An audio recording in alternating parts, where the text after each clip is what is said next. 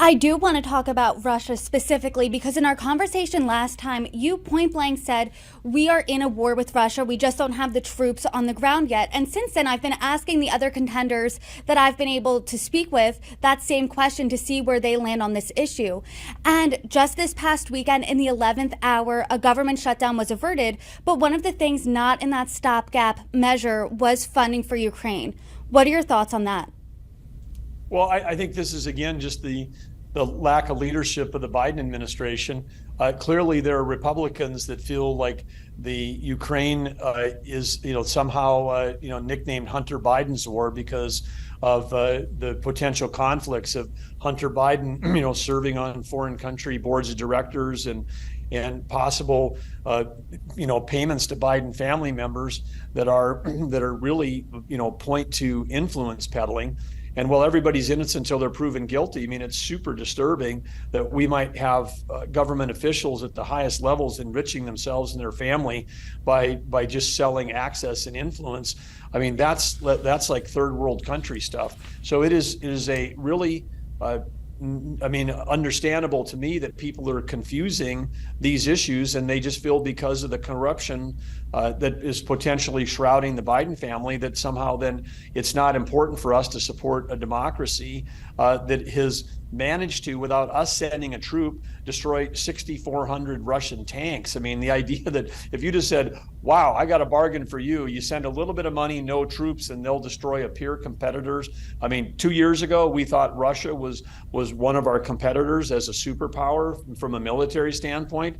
And little Ukraine has been able to take out a huge chunk of their capability. I mean, I don't call that irresponsible spending. I call that a bargain.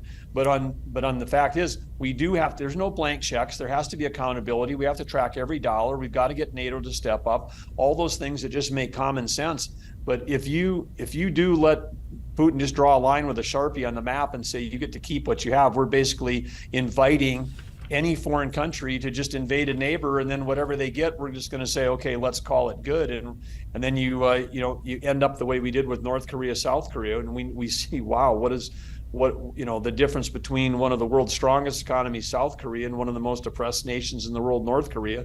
Those lines on the map can mean something for generations.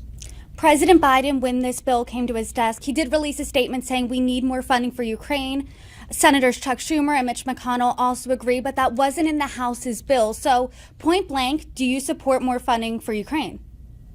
I support us making sure that Putin does not get a win in Ukraine, because this idea that somehow, and we've got to understand as a nation, not Republicans or Democrats, that we have driven Russia into China's arms. Russia is now is China's discount gas station, and that somehow if we don't defeat Putin, it's basically handing another win to China. You can't say, oh, China's our existential threat, but let's not send money to Russia. Russia and China are absolutely connected. And then throw in North Korea, who's been meeting both with China and Russia. North Korea supplying arms to Russia. Iran, who the Biden administration gave $6 billion to in a hostage exchange, making the world totally a more dangerous place for every American traveler, every American business leader that's going abroad.